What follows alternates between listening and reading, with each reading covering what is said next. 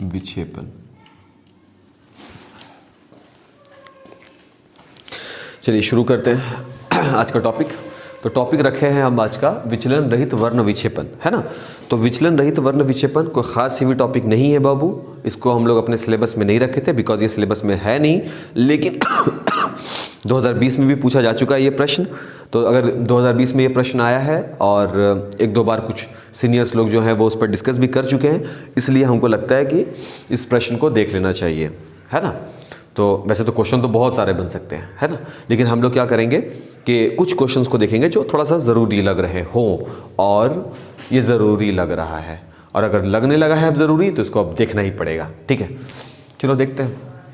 अच्छा, कोई हेवी नहीं होने वाला है, ये मत समझना है कि तुम्हारे सिलेबस में हम कुछ और चीज़ें इम्बेड कर रहे हैं। कोई खास हेवी नहीं है, कोई बड़ा टॉपिक नहीं है, इसको ईजी वे में हम लोग समझ लेंगे। देखो, एक तो वो कि क्लास 10th में हम लोग एक प्रयोग देखे थे, न्यूटन का प्रयोग। अगर ध्यान है तो उस न्यूटन के प्रयोग में वो क्या बताए थे, दो प्रिज्म है और दोनों प्रिज्म को एक दूसरे से अपोजिट डायरेक्शन में रखे थे, यानी कि दोनों को जो अपवर्तन कोण जो थे वो एक दूसरे के शीर्ष समझो, दोनों के जो शीर्ष थे वो एक दूसरे के वर्टिकल यानी अपोजिट डायरेक्शन में थे। तो हम भी यहाँ पर इसको दर्शाने के लिए, विचलन रहित वर्ण विक्षेपन को दर्शाने के लिए दो प्रकार का पदार्थ लेंगे। प्रिज्म के लिए दो अलग अलग पदार्थ लेंगे, एक क्राउन का लेंगे, दूसरा फ्लिंट कांच का लेंगे। तो हम भी यहाँ पर वही दर्शाने वाले हैं, एक इस प्रकार से, ये एक हो गया, ये इसका कोण हो गया, कोण है ये, ठीक है ना। इसको हम ABC नाम नहीं दे रहे, ये एंगल है इसका, और एक इसके जस्ट अपोजिट में रखना होगा। अपोजिट का कैसे मतलब होगा बाबू, कि ये अगर शीर्ष है तो अगले वाले प्रिज्म का शीर्ष यहां होगा, ये देखिए ये हुआ, और इसका एंगल यहाँ पर, क्योंकि इससे अलग एंगल देना पड़ेगा तो इस एंगल को A' से सूचित करेंगे, ठीक है। ये वाला जो प्रिज्म है, इस प्रिज्म के पदार्थ का हम नाम रख रहे हैं क्राउन। कौन सा कांच का किस्म है ये, क्राउन कांच है, क्राउन कांच का, ठीक है। अब अगला वाला ये कौन सा होगा, इट इज ऑब्वियस कि इसको हम अलग प्रिज्म का पदार्थ जो है ये अलग देना पड़ेगा, तो इसका नाम हम रखेंगे फ्लिंट कांच का है ये। इससे कोई फर्क नहीं पड़ता कि किसको कहाँ रखना है, तुम चाहो तो पहले वाले को फ्लिंट बना सकते हो, इसको क्राउन बना दो। हमको बेसिकली क्या दर्शाना है, हमको यह दर्शाना है कि विचलन रहित वर्ण विक्षेपन जो होगा उसके क्या क्या शर्तें हमको मिलेंगी। जैसे कि एक शर्त तो है कि जो वर्ण विक्षेपन मिलेगा उसका अंतर क्या होना चाहिए, वैल्यू 0 के बराबर होगा या 0 नहीं होगा। कुल क्षमताएं कैसी होंगी, जैसे क्षमता जिसको हम लोग mu V minus mu R upon mu minus 1 से जो डिनोट करते हैं, वो क्षमताएं कैसी होंगी, इसके अकॉर्डिंग ही हमको बस शर्तें दिखला देनी होती हैं, जिसमें आपको म्यू इसका डेल्टा जो विचलन का जो फॉर्म है, डेल्टा फॉर्म है, वो गायब हो जाता है पूरी तरह से। तो हमको बस ये दिखलाने का कोशिश करना है। तो हम भी यहाँ पे कोशिश ही करेंगे, एक्चुअली में हम भी देखेंगे कि किस आधार पर हम वहाँ पहुँच पाते हैं जो प्रश्न हमसे बोला कि विचलन रहित हो जाए, है ना। वर्ण विक्षेपन का केस होगा, विचलन नहीं होगा। अब देखिए कैसा होगा। तो वर्ण विक्षेपन भी दर्शाना है और विचलन भी ना हो। तो देखो बाबू, ध्यान से समझना है सिर्फ। इसको हम दूसरा कलर यूज़ करना पड़ेगा, दूसरा कलर हम यूज़ करेंगे। हम इसमें दिखलाएंगे कि ये हुआ वो किरण, हर बार बाबू प्रिज्म में ये दिखलाया जाता है, हम मिटा नहीं रहे, ये हम ये जो ब्लैक सी सब दी है ना, वो थोड़ा गड़बड़ कर दिया है, तो फोटो वो तुम ठीक कर लेना अपने में, ठीक है ना। ये हुआ किरण को आने का रास्ता, ठीक है। आधार के पैरेलल यहाँ से गुजरती है। एक्चुअल में हम इसको पैरेलल ज़रूर बोल रहे हैं, लेकिन ये तुम भी समझते हो कि इसका वास्तविक पथ जो है वो ये रहा था, है ना, ये उसका एक्चुअल पथ है, लेकिन वो वहाँ गई नहीं, वो हमेशा आधार की ओर मुड़ती है प्रिज्म से जब किसी प्रकाश किरण का अपवर्तन कराया जाता है। और इसके बाद अभी इसको एकदम गौर मत करो, अभी बस पहले प्रिज्म को लो और प्रकाश की किरण इस प्रकार से बेंड होकर निकल जाती है। ये रेड वाला रहा होगा, हम पूरा नहीं बनाएंगे, यहाँ पर पूरा नहीं बनाया जाएगा। और ये जो निकला एक, ये किसको कहलाएगा, वायलेट के लिए होगा। ये पहला कंडीशन हो गया। अब कंडीशन नंबर 2 पे आइए, जो फ्लिंट कांच के लिए होगा। इसको हम किसी और कलर से शो करना चाहेंगे। चलिए, ग्रीन भी है मेरे पास, ध्यान से देखोगे। यही किरण, ये वाली, ध्यान से अगर दिख रहा है क्या, एक मिनट, अटक तो नहीं गया, आ रहा है। यही जो है, ये वाला जो किरण है, इसको बिल्कुल सीधा निकालिए यहाँ पर से। ये देखिए यहाँ पे, ये देखो, ये किरण जो ऐसे निकली, ये किरण जब यहाँ आई तो इसको दूसरा वाला सतह मिला, दूसरा प्रिज्म मिला। अब ये कहाँ जाएगी भाई, आधार की ओर ही तो मुड़ती है, तो ये भी किसकी ओर मुड़ जाएगी, आधार की ओर मुड़ेगी। इस बात का ध्यान रखोगे, आधार की ओर मुड़ेगी। ये देखिए ये मुड़ा आधार की ओर, अगर ये जाएगा भी तो कहाँ तक जाएगा, आधार की ओर मुड़ेगा। ये वाला हम एक्स्ट्रा दिखला रहे हैं, हम तुमको ये बता रहे हैं, यहाँ पर इसको शो नहीं करना है। क्यों नहीं शो करना है, क्योंकि ये वाली प्रकाश की किरण जो निकली वो तो इसी प्रिज्म से निकली, इस वाले प्रिज्म के सतह से निकल चुकी है, ठीक है, यहाँ तक बात है ना। लेकिन जब इसी में से एक प्रकाश की किरण से अपवर्तन यहाँ प्रिज्म से दिखलाओगे तो यही दोगो निकलेगी या और भी निकलेगी, यही दोनों निकलेगी। जो सबसे पास जाएगी, आधार के पास जाएगी, वो कौन सी कलर की हो सकती है, वो आर होगी, एक वी होगी। देख लो यार क्या हो सकता है, मैक्स मैक्स इससे ज़्यादा कुछ होगा क्या, नहीं। यहाँ तक तो मिल गया भाई बात। अच्छा अब हम क्या चेक करेंगे इसमें, हमको क्या इसमें देखना है वो देखिए। क्योंकि हम दो प्रकार का प्रिज्म का पदार्थ लिए बाबू, देखो ये फोटो में गड़बड़ाना नहीं है, मतलब फोटो में गड़बड़ाने का मेरा मतलब है कि किरणें कैसे आई, तो इसको ज़्यादा नहीं है, रफ हैंड भी तुम समझ लो कि ये किरण इस प्रकार से आई, आधार के पैरेलल होकर के यूं निकल गई। जब ये किरण यहाँ आएगी तो अब यहाँ से ये किरण का फिर से बेंडिंग होगा, सही है। अब यहाँ से जब इसका बेंडिंग होगा तो एक इस मिटाते हैं हम इसको मिटा रहे हैं, फिर से बताएंगे। तो यहां से इसका बेंडिंग होगा किस ओर, आधार की ओर, एक इस तरफ जाएगा एक इस तरफ जाएगा, सही है।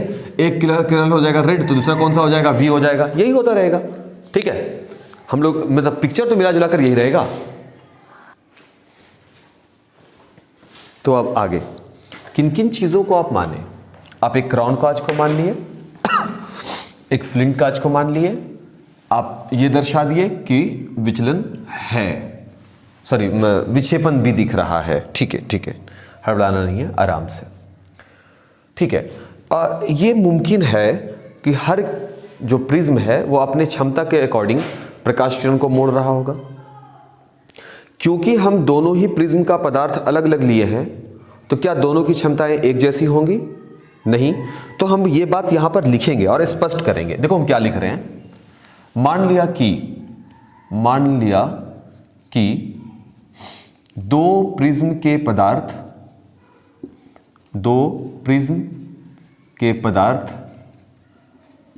कौन कौन से भाई, एक है क्राउन तथा फ्लिंट, क्राउन तथा फ्लिंट लिए गए हैं जिनकी क्षमता क्रमशः, क्या है क्षमता, पहले वाले की क्षमता क्या होगी, हम मान लेते हैं ओमेगा है, तथा ओमेगा डैश है। चलिए क्षमता भी मिल गया आपको, कोई तकलीफ नहीं यहां तक। अब दो बातें हम बिल्कुल क्लियर कर लिए, क्लियर ये किए हैं कि हम जो चेक कर रहे हैं वो है विचलन रहित वर्ण विक्षेपण। वर्ण विक्षेपण होगा लेकिन विचलन ना हो, समझ रहे बात को, वर्ण विक्षेपण हो लेकिन विचलन ना दिखे, इसके शर्त को तलाशो। इस प्रश्न में यही बात छुपा है जो हम लोगों को कंफ्यूज करता है। क्या हम बोल रहे हैं, विचलन रहित वर्ण विक्षेपण का मतलब क्या है कि वर्ण विक्षेपण हो किंतु विचलन ना दिखने की शर्त हम ये तलाशते हैं इसमें। शर्त मीन्स कंडीशन, हम कंडीशन तलाशते हैं इसमें, ठीक है। तो मान लिया कि दो प्रिज्म के पदार्थ हैं, एक क्राउन है दूसरा फ्लिंट है, और दोनों की क्षमताएं हमको अलग अलग दे दी गई हैं, एक ओमेगा है दूसरा ओमेगा का डैश है, ठीक है। अब इन किरणों का हम पहले वाले प्रिज्म से और दूसरे वाले प्रिज्म से औसत विचलन निकालते हैं, और औसत विचलन क्या होता है वो देखो, और काफी फैमिलियर लगेगा जो प्रिज्म पढ़े हो। देखो क्या औसत विचलन ना, माना कि क्राउन प्रिज्म, पहले क्राउन है ना, माना कि क्राउन प्रिज्म हम बोल रहे हैं, ठीक है। माना कि क्राउन प्रिज्म से होकर जाने वाले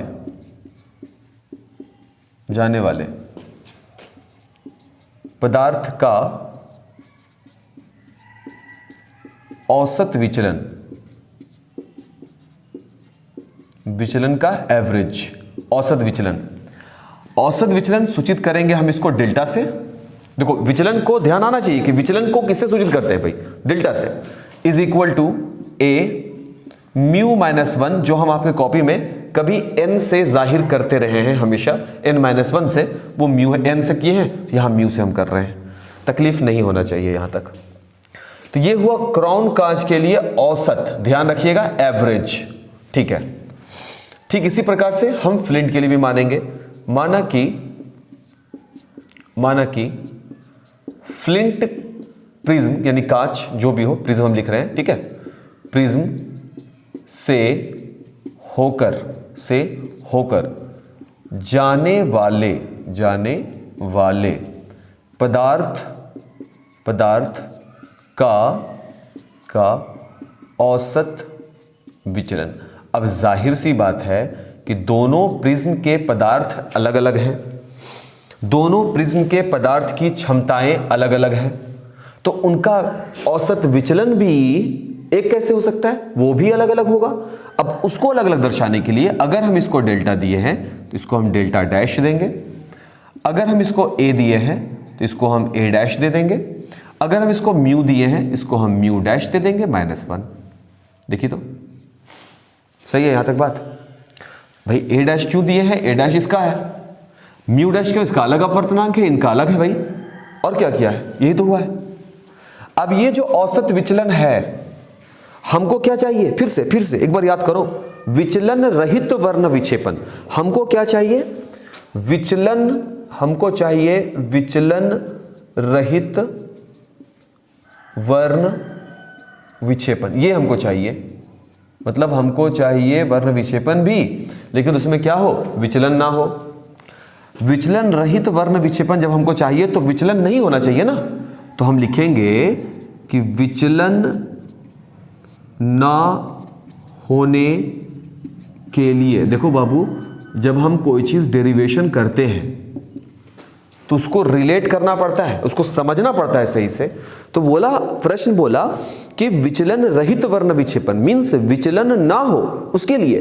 तो विचलन कब नहीं होगा, समझो, विचलन नहीं होना मीन्स ये यूं गया, ये गया, ये गया, फिर ये गया, ये ना हो।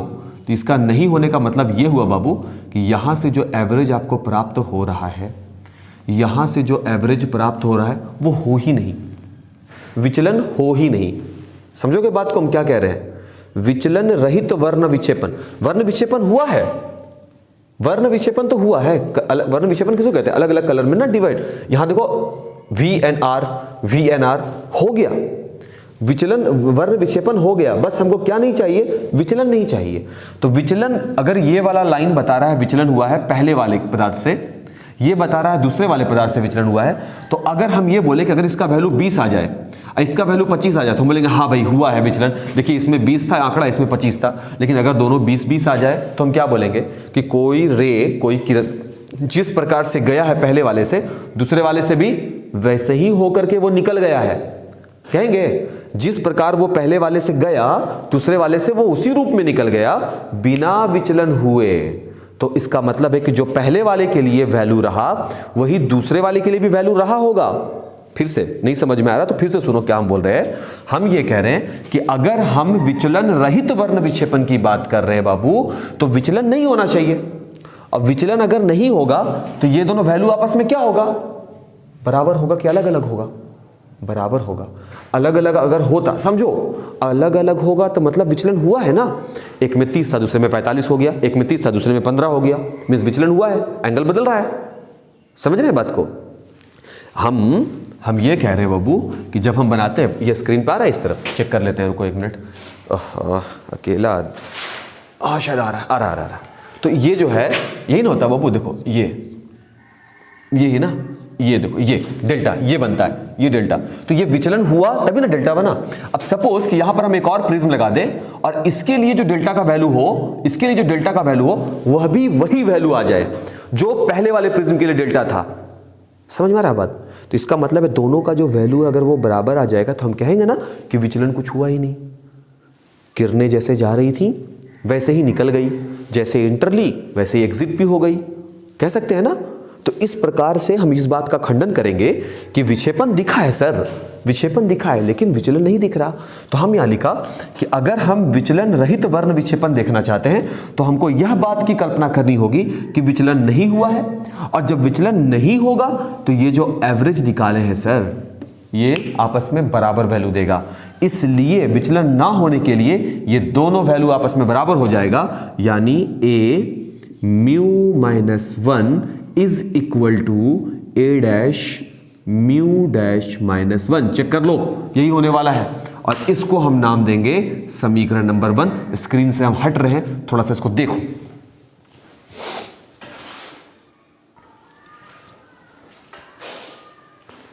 हो गया, ठीक है। यहां तक हमको लगता है मिला जुला कर बात समझ में आ चुका है, ठीक है ना बाबू।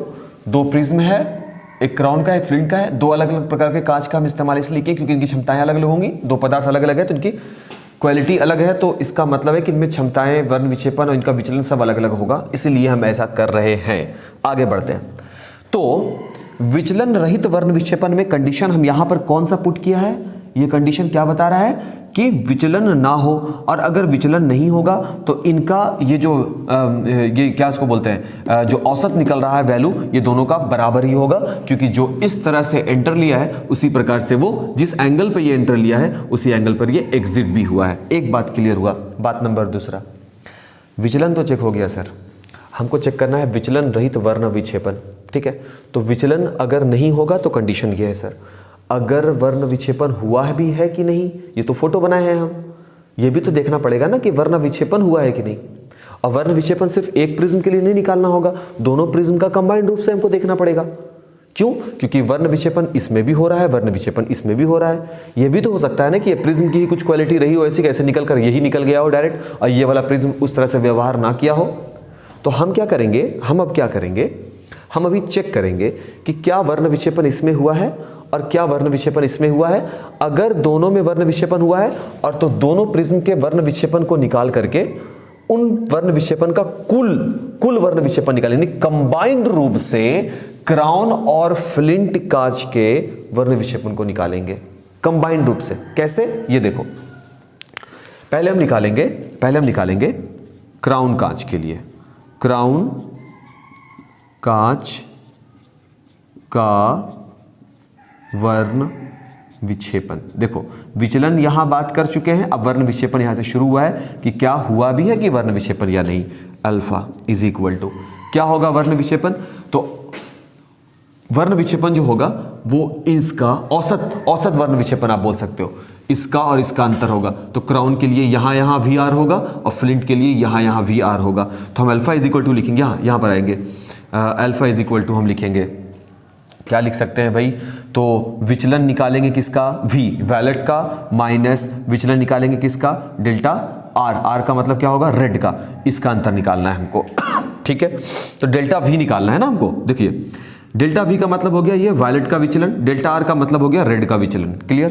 तो डेल्टा वी निकालना है, तो ए तो एज इट इज ए, यहाँ हो गया म्यू, तो म्यू बदल जाएगा किस में, म्यू वी में, माइनस 1 है जैसे 1 रहेगा, माइनस तो माइनस डेल्टा आर, अब डेल्टा आर बनाना होगा, तो delta R is equal to A तो जैसे वैसे ही रह जाएगा, म्यू है तो वो बन जाएगा म्यू आर में और माइनस का 1 हो जाएगा। दोनों के पास ए है, ए कॉमन ले लेंगे, म्यू वी माइनस 1, ए तो हम कॉमन ले चुके हैं, माइनस का म्यू आर और प्लस का 1 से 1 कैंसिल हो जाएगा और ए हमको मिलेगा mu V minus mu R का रूप में। ये क्या है, ये बता रहा है किसका वैल्यू, अल्फा का वैल्यू। अल्फा क्या बता रहा है, क्राउन कांच के वर्ण विक्षेपण को। सही है। अब जब क्राउन कांच का वर्ण विक्षेपण निकाले हैं तो हमको फ्लिंट कांच का भी निकालना पड़ेगा। चलिए हम यहां निकालते हैं, ठीक है। हम निकाल रहे हैं फ्लिंट कांच का, फ्लिंट कांच का वर्ण विक्षेपण, फ्लिंट कांच का, ठीक है। तो फ्लिंट कांच का वर्ण विक्षेपण, इसको हम किससे सूचित कर दें, इसको हम अल्फा है तो अल्फा डैश, क्योंकि इसमें हमेशा डैश लगाते हैं तो डैश के फॉर्म में, तो वो हो जाएगा डेल्टा है ना, डैश के रूप में है ना, तो dash V minus dash R, तो इसमें डैश वी है, यहाँ लगेगा और क्या, ए डैश जैसे था वैसे ही रहेगा, mu dash V minus 1 minus a dash जैसे वैसे ही रहेगा, म्यू आर के लिए बाबू तो आर लगाएंगे, आर माइनस 1, ए डैश ले लेंगे कॉमन, यहाँ बचेगा mu dash V minus 1 minus mu dash R minus minus plus 1, ये और ये कैंसिल हो जाएगा।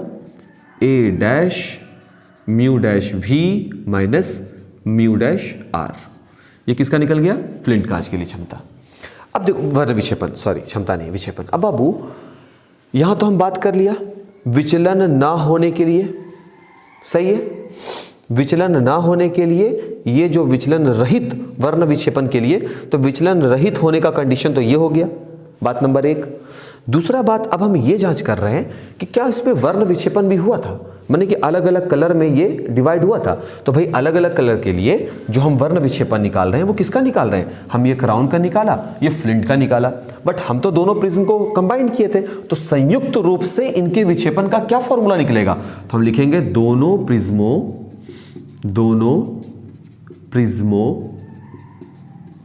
को संयुक्त कंबाइंड करने पर कुल विक्षेपण, जब कुल शब्द आता है ना तो दिमाग में ये चलता है कि दोनों को जोड़ देंगे, ऐसा है नहीं। तुम जब इसको लेकर के आओगे ये इस तरफ मुड़ेगा, अब इसके आधार की ओर मुड़ेगा नीचे की ओर, और यहां से ये फिर इसके आधार की ओर मुड़ेगा इस तरफ नीचे की ओर, तो दोनों को कंबाइंड नहीं किया जाता, यहां पहले वाले के विक्षेपण में दूसरे वाले को लेस कर दिया जाता है। तो पहला वाला का वैल्यू आराम से हड़बड़ाना नहीं है, तो ये कंडीशन भी हमको याद रखनी होगी, है ना, जो यहां पर किया गया है। कुल विक्षेपण हो जाएगा अल्फा माइनस अल्फा डैश। अगर ये 0 का वैल्यू दे दिया, अगर अल्फा माइनस अल्फा डैश का वैल्यू 0 आ गया तो विक्षेपण हुआ ही नहीं। विक्षेपण हमको चाहिए तो इसका वैल्यू कभी भी 0 नहीं आना चाहिए। फिर से, अगर अल्फा माइनस अल्फा डैश का वैल्यू 0 आ गया तो विक्षेपण हो गया, नहीं हुआ है। और अगर अल्फा माइनस अल्फा डैश का वैल्यू 0 के इक्विवेलेंट नहीं आता है, कोई भी दूसरा मान प्राप्त हो जाता है, तो विक्षेपण हुआ है। इस बात का ध्यान रखेंगे, आगे बढ़ रहे हैं। तो अल्फा का वैल्यू यहां हमको मिल चुका है, A mu V minus mu R minus alpha dash, यहां है A dash mu dash V minus mu dash R, यहां तक कंडीशन हो गया।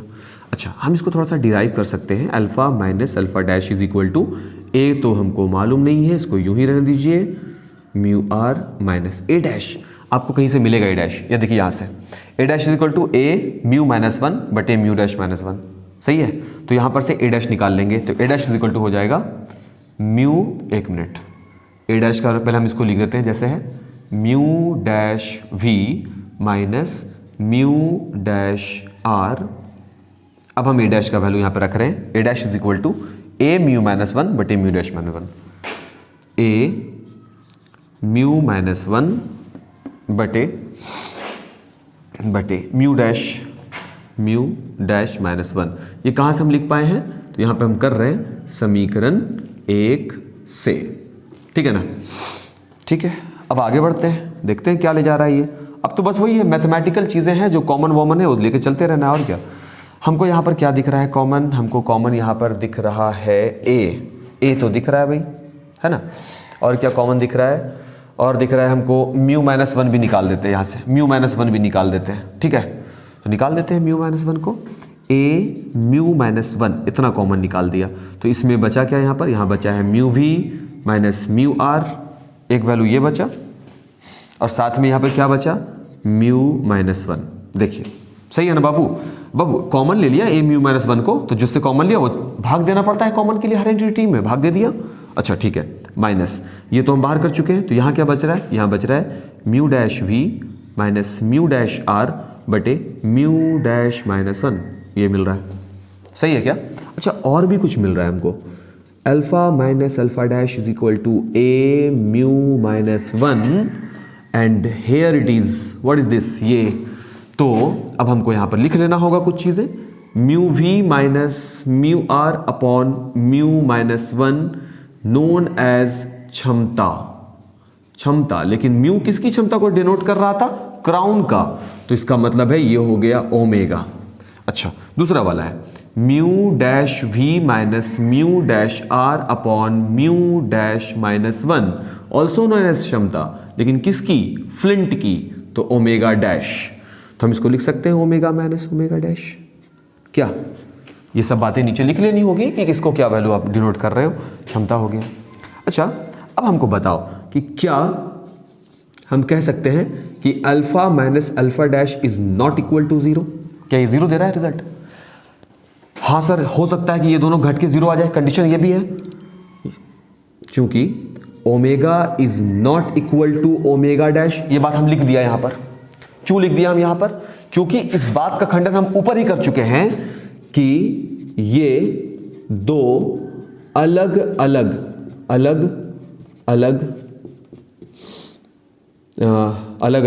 प्रिज्म प्रकार के अलग अलग प्रकार के प्रिज्म की क्षमताएं हैं।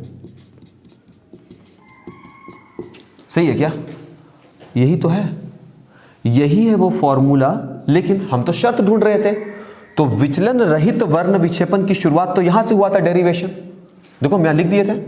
तो विचलन रहित वर्ण विक्षेपण होने के लिए पहला चीज जो आपको ध्यान रखना है वो ये कि विचलन ना हो, उसके लिए आपको कौन सा कंडीशन दौड़ाना पड़ा यहां पर कि विचलन अगर नहीं होगा तो ये जो चीज आप निकाले थे औसत विचलन, वो दोनों बराबर होगा।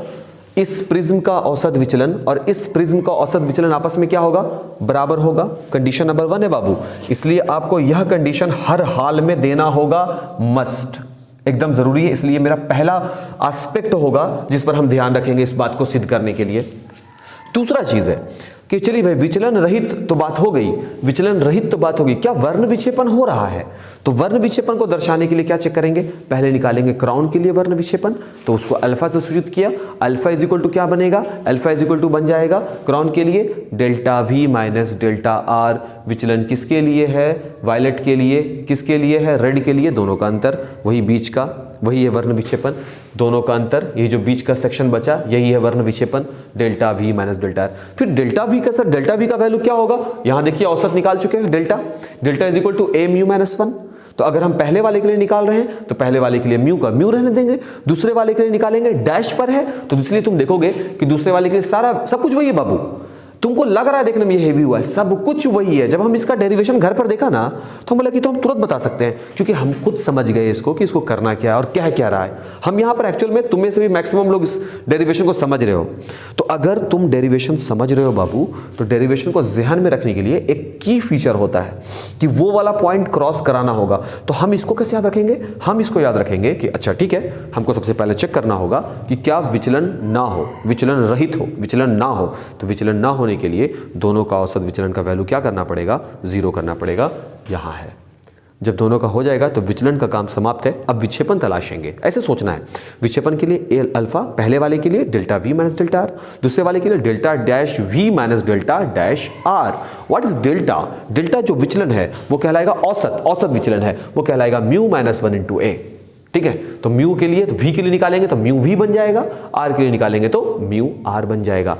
तो अगर 2 नंबर में पूछा कि विचलन रहित वर्ण विक्षेपण के लिए शर्तें क्या क्या हैं, तो इसकी 2 शर्तें हैं। शर्त नंबर 1, दोनों प्रिज्मों के वर्ण विक्षेपण क्षमता ये का अंतर, कुल वर्ण विक्षेपण क्षमता प्रिज्म की अलग अलग प्रकार के प्रिज्म की जो कुल वर्ण विक्षेपण क्षमता है वो 0 के बराबर नहीं होनी चाहिए।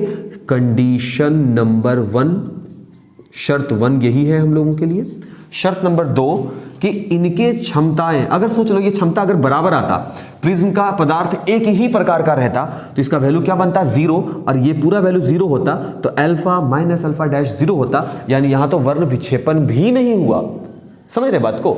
अगर दोनों क्षमताएं बराबर आ जाती तो इसका रिजल्ट क्या बनता? 0 बनता। तो 0 को इससे मल्टीपल लगाते तो अल्फा माइनस अल्फा डैश भी 0 आता, और जब ये वैल्यू भी 0 आता तो ये क्या बताता कि वर्ण विक्षेपण भी नहीं हुआ। मींस ये कि अगर विचलन नहीं होगा तो वर्ण विक्षेपण भी नहीं होगा, ऐसा कंडीशन निकल जाता। बट ऐसा इसलिए नहीं हुआ क्योंकि हम 2 अलग अलग प्रकार के पदार्थ के प्रिज्म का इस्तेमाल किया है। तो प्रश्न ये भी आ सकता है कि विचलन रहित वर्ण विक्षेपण वगैरह दर्शाने के लिए हम लोग अलग अलग प्रकार के प्रिज्म का इस्तेमाल क्यों करते हैं? वो इसलिए करते हैं क्योंकि तुरंत आपको डेरिवेशन लेकर के जाना है और सिर्फ डेरिवेशन करके रुकना नहीं है। ऐसा वाला तो सब बनाएंगे, हम थोड़ा सा अपने जो डेरिवेशन जो करेंगे उसके निष्कर्ष को भी लिखेंगे। ऐसा आया, रुक गए, नीचे लिखा ऐसा इसलिए है क्योंकि अल्फा माइनस अल्फा डैश बराबर नॉट जीरो। ये प्राप्त हमको इसलिए हुआ क्योंकि हम अलग अलग क्षमताओं के प्रिज्म का इस्तेमाल कर रहे हैं। समझ में आ रही है बात?